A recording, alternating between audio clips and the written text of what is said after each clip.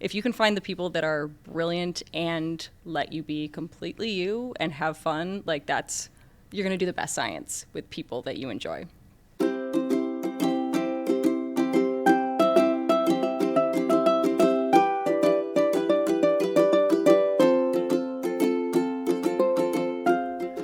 Hi, everybody. Welcome to another episode of the Next Step Podcast. I'm Jeff Kozlowski.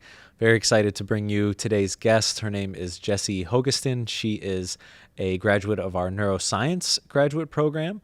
A true Rochesterian, though. Grew up in Rochester, born and raised, did her undergrad here at U of R, master's, PhD. So lots of great information about all levels of higher education here at U of R. And Jessie joined us to talk a little bit about, of course, her graduate school experience, applying for and getting a postdoc during COVID, and how those changes sort of shaped her career. We also talk about some of the extracurriculars she did while she was here in graduate school to kind of keep things fresh and not so laser focused on her thesis all the time. She is now a senior scientist at Sanofi in Boston, Massachusetts, and can't wait for you to hear her story.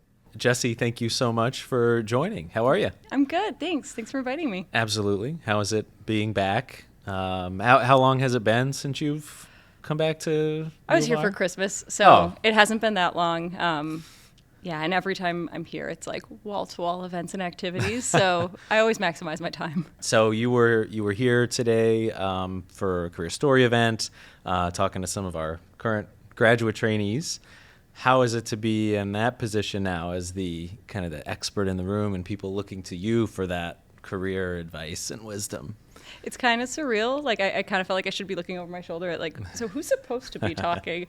But it's an honor to be in the position where people really respect your opinion and your experience and everything. I remember seeing these career talks when I was in grad school and thinking, this all seems to fall together so perfectly for these people. How am I ever gonna, take the reins on my own career and drive it towards that? And it's nice seeing that it is sort of a mix of really, specific steps you're taking in your career, and it is a dose of serendipity as well. So it's important to try to balance that feedback when you're giving it to students and to try to give them something concrete to hold on to and not just say, wait till it falls into your lap. A lot of times on these interviews, I'll ask folks how they discovered Rochester. But you are a true Rochesterian, born and raised in Rochester, right? Mm-hmm. All pieces of your education came from U of R, right? Except for public school, but up until then. Yes, higher education. Yeah. But there's always, I do like to ask, what attracted you to U of R as an undergrad and ultimately made you want to stick around through it all? Yeah, it's actually funny because I had every intention of leaving and actually going to Boston. I was very much in high school like, I'm out of here. I'm going to go somewhere else and, chart my own course. And I did like the Boston schools that I looked at. But when I saw U of R and walked around the campus, it just all felt so like academic. And, I loved the quad and the buildings, and it felt like I could see myself being there. So I ended up making sure that all of my funding lined up for it. And I stuck around and had a really great experience, both at U of R and just in the city. I love Rochester. All my friends are here. But yeah, and then for grad school, I knew a lot about SMD and the Grad program being a really great program for neuroscience. And I had worked in Julie Fudge's lab just doing independent study as an undergrad. So I'd already been kind of experiencing what it was like to walk around the building. So yeah, I figured, why put the brakes on a good thing? I love that. And we talked a little bit about this leading up to our interview, but I know you appreciated, so I want to talk a little bit about a couple things there. As an undergrad, you talked about the sort of choose your own adventure type education that you can get. Can you talk a little bit about what you meant by that?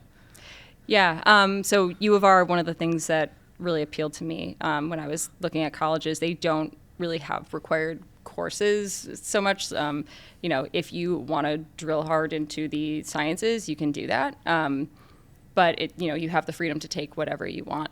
So I actually started pre-med, realized quickly I did not want to go to med school, but I had really enjoyed the brain and cognitive sciences classes that I'd been taking, more about doing the research than applying it, which now, of course, I'm kind of in between those two things. But so I really liked the flexibility to take whatever courses struck me as interesting. I took a lot of dance courses too. So it's nice to worry less about having to fit things into required, because everybody's working hard in college. Getting to pick what motivates you makes it all that much more enjoyable. Absolutely. And being so close, here on River Campus, we're right across the street from University of Rochester Medical Center. And you mentioned doing research in Julie Fudge's lab as an undergrad. Can you talk about that experience a little bit more, how you got into that and what that was like as an undergrad? It's been a long time. Sure. But yeah, no, I was looking to get lab experience. I was interested in the sort of content of what Julie was working on. She was working on these, limbic systems, reward circuitry, stuff like that. And just talking to her as well, she is one of the easiest people to talk to, probably because she's a psychiatrist. It's, her job. But ironically, her dad was the guidance counselor at my mom's high school. So anyway, but yeah, I liked working in her lab because it was very few people. It was just me and a lab tech. And so it was just very simple, teaching me how to mount tissue onto slides and learning how to, take pictures of these slides, identify neurons, just count them. It was a really nice kind of gentle entry into what research is like. Yeah, it kind of introduces you to that world. And did you feel like you were maybe a little bit, not ahead of the game, but you came in feeling like, okay, I kind of know some things and know what I'm doing a little bit? It was a little bit more of a pivot for me actually going into the neuroscience program, because I was realizing that I wanted to do more cell molecular work, and my training had all been a little bit more systems neuroscience. So while I at least felt, confident in, I know this school, I know this city, I know some of these faculty, there was definitely a pretty steep learning curve for me as I kind of pivoted into the cellular neuroscience world. But yeah, I really enjoyed it, and the faculty were incredibly supportive. And let's just talk then a little bit about your graduate school experience. Can you tell us whose lab you ultimately ended up in, what your focus was, what you kind of learned throughout grad school, and again, elaborate on the lab you worked in and things along those lines. Mm-hmm. Yeah. So I rotated in a systems neuro lab. So what I thought I was going to be doing, but realized that the day-to-day wasn't really suiting me. The type of work, it wasn't exactly what I wanted to do. And I heard about another student who had done a rotation in Margot Mayer-Purcell's lab. Mm-hmm. He was just talking to me about cell culture and how he had to go tend to his cells and go feed them. And I was like, that sounds nice. A little cell farming. I want to get into that. So I rotated with Margot and really hit it off with her. We have a very similar sort of working style. She appreciates someone with a little bit more flair, and I had colorful hair at the time, and we just really jived. So I really liked her lab, and it was a great environment because it was basically a 3-part lab. There were 2 other PIs, Mark Noble and Chris Prochel. So I had this real breadth of experiences to draw from, mentoring styles to learn what fit, what didn't fit, how to adjust and reprioritize, and then a really amazing lab of scientists. Some of my very close friends to this day, really smart people. So there was a very supportive environment, but also one with very high standards. And that was something I liked too. It was, there was this mutual sort of trust and respect that allowed everyone to give constructive criticism in a way that was saying, I'm not putting you down, I'm making you better. So that was something I really liked about Margot's lab, and that's why I picked it specifically. But yeah, on the whole, I loved the NGP. It was an incredibly tight-knit group of very fun people, and it really brought something out in me that wasn't there in undergrad. In undergrad, I didn't do as much leadership or outside of dance at least, no extracurriculars. And all of a sudden in grad school, I was like, oh, I want to join every single club. And I did. So, yeah, I was very involved, and I got to meet a lot of cool people. I love that here, and it's usually you think of when you're an undergrad, you feel an affinity. You're there at a your 4-year institution. Some places have the athletics, and there's just a lot to like latch onto as a student. That's interesting that you got that as you get that here in your graduate school experience, and we'll talk more about the clubs and dance in a minute. How about your thesis work? Can you just kind of talk a little bit about what you focused on there? Yep. So Margot's lab, the main focus is environmental factors and how they contribute to different developmental and neurodegenerative diseases. And she had just started this project when I joined that was studying human herpes virus 6, which is the most common herpes virus. Pretty much everybody gets it. And because everyone gets it, no one really thinks it's a big deal. But there is this gene in HHV6, and if you get infected with the virus, that gene can be expressed for your whole life. So it's kind of this, something we're adding to basically, the human genome, and we don't really know what it does to the host. We know the role that it's supposed to play in the virus, but so we were studying that gene. It's called U94, and we were looking at how it impacted different cells in the brain. And we actually found that it had some impacts on the morphology of cells, the ability of these progenitors to migrate, and these are all different features that you can see in neurodegenerative diseases where there's, either a breakdown or a failure to repair. And so we were wondering, could this play, some sort of role in, adding susceptibility to these diseases? So I was really focused on characterizing the impact of that gene on different cells. Okay. And now let's fast forward to today, where you are now. You're in the Boston area, where you thought about maybe going for undergrad at some point, but now you did eventually make it out there. Where are you now? What are you working on?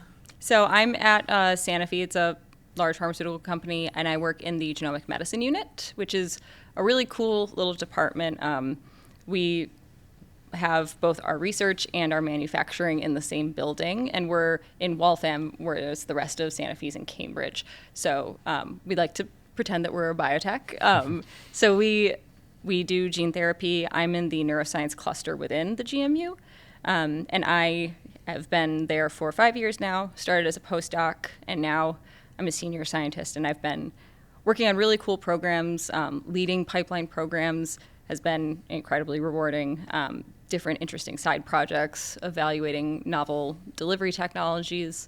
And now I'm onto a new program. I've been patenting and publishing things, so it's nice to finally be able to talk about some of that stuff at conferences. So, yeah. Yeah, and this goes into, I think, maybe a point I know you would bring up as far as what you did in graduate school to sort of set yourself up for your career now. Obviously, your thesis work and your current job, a little different. But I think you recognize that during grad school, like, just because this is what my thesis is, I don't have to be so laser focused on this the whole time, because it may not end up being, it is a very specific topic, and it may not end up being part of my job later on, right? Oh, yeah. Yeah, I think that was very clear to me when I went to the HHV6 conference. It was in Boston. I think I was maybe a third year at that point. And there was like a few hundred people there. And I was like, oh, this is my entire field. This is pretty niche. So that was very clear to me. And I always knew that it was going to be a niche project. So it's part of why, I kind of built other things around me into my CV. But there's also, no one really applies their thesis directly to what they end up working on. Frankly, if you do that, you can kind of end up becoming too rigid, and this is my area of expertise, and then you don't really learn that flexibility. So yeah, I was trying to, and in retrospect, I can identify the things about my thesis that made me a better scientist for what I do now. especially a lot of the soft skills of learning how to present, learning how to manage time and priorities and expectations, especially in a big lab with multiple, sort of PIs. So, there was definitely still a lot that I took from that. While yes, your thesis work is important, it's while you're in grad school, it is important to look outside of that, try other things. You co-founded the UR Thinkers and Drinkers group while you were here. Now you are Thinkers. You did a lot of hip hop dance with Indulgence here at U of R. So let's talk a little bit about UR Thinkers. And you hit on presenting and science communication. I know that's a big part of what UR Thinkers is all about. But what was the idea behind that, and how did that sort of come about? Yeah. So it started as just a project in the science communication course. And this was, I didn't even take the course at this time, but Maddie Sophia was teaching it and had the students go out. They went out to a bar and they just had to talk to people about their science, forcing them to get out of their comfort zone and to find a way to make their science accessible and interesting to someone without the same background as them. And so Heather Natola, my good friend, who was in the Neurograd program as well, she took that idea and said, we should do this more often. This really taught me something, and I think that other kids could benefit from this in the grad program. So we pitched it, miraculously got funding for, an idea called Thinkers and Drinkers. You don't think you're going to get funding immediately, but the grad school was very supportive. And we went out, we got a club of kids together, we had shirts, and, we did more and more of these events, and it was scary even for me, and I love talking to random people about my science. So, it was a really good experience. We did internal events. We would do posters and pints was something we did in the atrium of the grad school. That was a little bit more for the general, public, but also a lot of the grad students in the programs came. So, yeah, it was something I was very passionate about. It was a lot of work to keep it running. But yeah, I think that was definitely one of the most impactful extracurriculars I had. We were talking about posters and pints before we started rolling, and 200 people at the first event or something. We said, of course, which is a lot for a poster session. Yeah, the pints helped, right? But clearly, this communication is of interest, and people know it's important. And I think that's a great group to have and support folks around. We also talk a lot about, or we just did a podcast not too long ago on health and wellness, finding things to do for your own mental health. Was dancing that for you? Yeah, because it was awesome because it was with undergrads. I was like, so you were a graduate student. Oh, I was like auntie. I was definitely okay. the old kid. But it was so much fun. They were an amazing group. It was definitely just a total escape. I got to go back over to the River campus, pretend I was still an undergrad. And it was just 2 days a week. We would do competitions. We actually won quite a few competitions. I'm very proud of it. Like locally or? Okay. Yeah, like against different colleges, dance teams. So, yeah. Nice. Quite proud. Important to have those avenues, right? Yeah.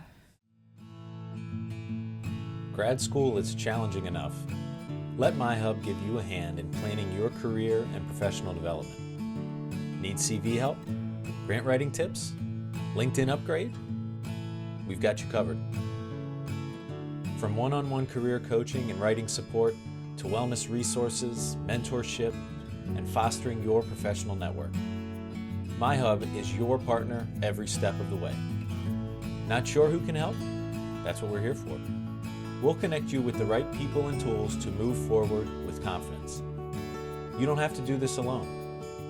Visit myhub.urmc.edu to learn more. So, back to your current role, and correct me if I get any of this wrong. So, you had kind of an interesting experience first starting that job. So, you started there as a postdoc? As a postdoc, and then was hired After a year. After a year. But this all happened during COVID, which was, there's always a COVID story now. It seems like, I was doing this thing and then COVID happened. So what was that like then? So you started as a postdoc, COVID happened. It was just an interesting time for you. It was, yeah. And it was a combination of even more than just that event-wise. So I started as a postdoc. I was just onboarding. It takes like a month to set up payroll and all that stuff, like set up my electronic lab notebook, start thawing some cells maybe. But I was doing very little actually in the lab, and then it was full shutdown. So we had about 2 months, I want to say, or a month and a half of shutdown work from home. I had no active experiments to close down or anything. I had no data to analyze. So I was actually very fortunate in that I had 2 months to read and plan my experiments for the rest of the year, basically. So it gave me time to get a little deeper expertise on what I was going to be working on, because it wasn't my thesis. But then I was back into the lab, and that was still very limited, full masking. It was basically me and 5 other postdocs who had to be in the lab all the time. So it was actually nice. We had a little crew of, distanced and masked, but still like a little postdoc association there. So yeah, it was a weird time. And then the genomic medicine unit actually got formed because we were previously part of Sanofi's larger rare and neurological disease department. But they decided to kind of bud off anybody who was doing gene therapy as a modality. So all the people doing small molecules, biologics, went to Cambridge, and we went to Waltham. So it was nice that I had that overlap with the other postdocs, because they're all in Cambridge now, but we still have that connection, which is great. I actually just saw a lot of them last week at a conference. So that was interesting, and there was a lot of reorganization when that happened. All of a sudden, my manager, Brad, went from having 1 program to lead to 3 programs to lead, and that's a lot. So, as I kept working as a postdoc and sort of demonstrating competency and independence, and he let me start leading the program that was most adjacent to what I was working on as a postdoc. So yeah, there was a lot of changes. We moved building. We had COVID happen and everything, but it all ended up working out okay. Yeah, and you've been there 5 years now? Yeah, so we did 1 year basically in Framingham while I was a postdoc, and then about 4 years now in Waltham. And have been promoted since then. Can you talk a little bit about just kind of, what has helped you in sort of succeeding there in the last few years and leading to promotions? Yeah.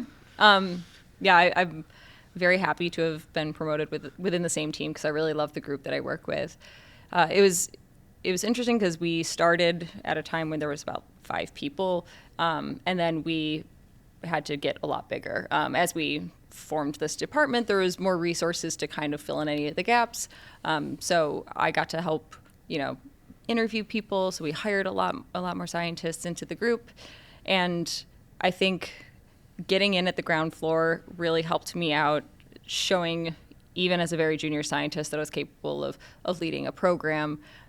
Just being someone that could be trusted with a program. At the end of the day, you are the one presenting, you're the one answering the questions. It has to be someone that you can trust to develop the right depth of expertise quickly. And so I think that the independence I showed in doing that is really what did it for me. But yeah, I mean, I've been lucky to have 2 very great mentors, my manager and then our lab head. So I think they both have seen my motivation and my willingness to grow, and they've kind of given me the work to allow me to show that I can handle it. Yeah, and you mentioned that time was very unique, different times now, but I think one important takeaway there is there's never like one way into a job, or obviously everybody's path is very different. Yeah, getting your foot in the door any way you can do it is great, and that's something I was telling the students today. Is a postdoc is an extended interview. Even a limited contract. If you go work somewhere for a 6-month contract, that is 6 months for you to show them that they like working with you, and that's no small thing. That's not something that people can figure out in a normal 2-hour interview afternoon. So if you can show that for 6 months or 2 years or whatever, that people want to be around you and work with you, it's hard for them to not hire you on, assuming they have the resources. And how did you end up landing on this spot for your postdoc? I applied to a couple of positions, not all postdoc, and this one actually didn't have the work itself wasn't as relevant to what I'd been doing before. But when I met with the team and the hiring manager, and I talked to the other postdocs that were in that department, it was exciting to me as, I really like this place and this culture, and it makes it all the more exciting that the work isn't what I've done before. Like, these are the people I want to learn from and learn around. So I think it was a great development opportunity while still feeling like I was going to have the support that I needed. That's great.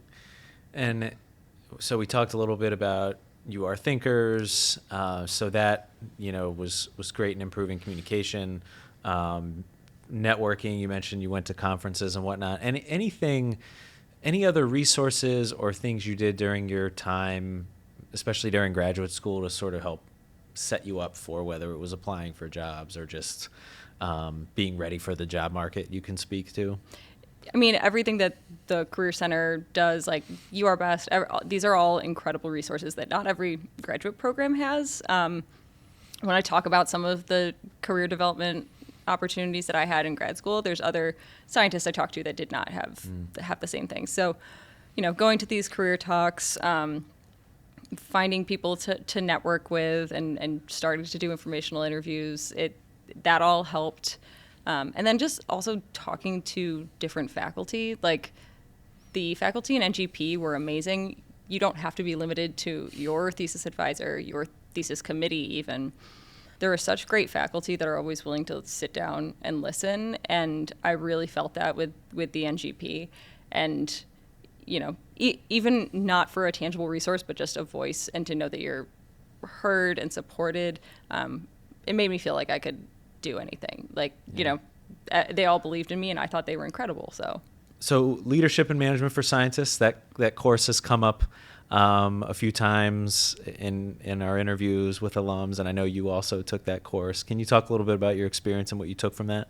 Yeah, I really loved taking that course. It was, I think, one of the last classes I actually took as a grad student. I'm so glad I did, because it gave me the tools to actually evaluate my own ways of working and to reflect on who I was as a scientist, as a leader, as a member of a team, and it kind of gave me the words to figure out what my strengths were, what my, we can say weaknesses, what those were, and how to work with a team where those didn't all match up. A team of all ENTJs is going to be chaos because everyone's going to want to lead. So I think figuring out how to best work with people who don't necessarily think the same way as you is the best way to build a dynamic, really functional team. And so that's been super helpful now that I'm in industry, and, there's not just different personality types, there's different levels of experience, different ages, different levels of education. So given the tools to know how I work and how to work with others, I think was the best thing I took from that. Any specifics around, like, the field you're in now, anything that you would want other, folks that are about to hit the job market to know before applying, or anything like that? The one thing I would tell grad students, and I did today, that I wish I'd done more of, is broadening what they're learning about now, because it's so easy to put on blinders and say, okay, I can put these two keywords in a PubMed search bar, and I can know every single one of those papers. That's great, but at the end of the day, that's not going to be what you work on, and you have to find ways to use your time wisely to start branching out.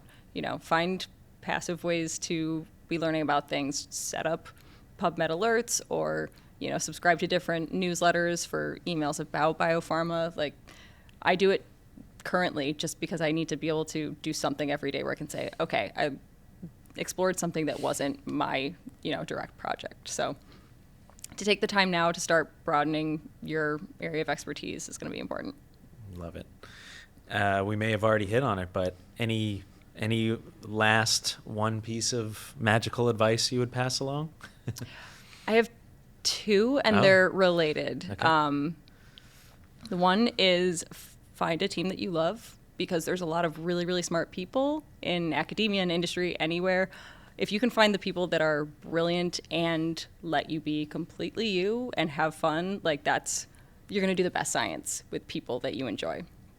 The second is don't take yourself too seriously.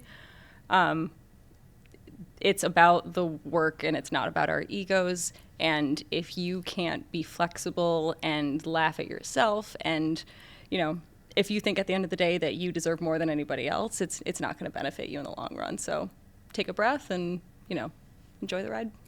Well, thank you so much, Jessie, for your time. Really appreciate it. Yeah, thank you. Thanks so much for tuning in to the latest episode of the Next Step podcast. If you liked what you heard, please share with other members of the University of Rochester community or anyone you think could benefit from these career stories. And we wish you nothing but the best in your own career journey. Until next time.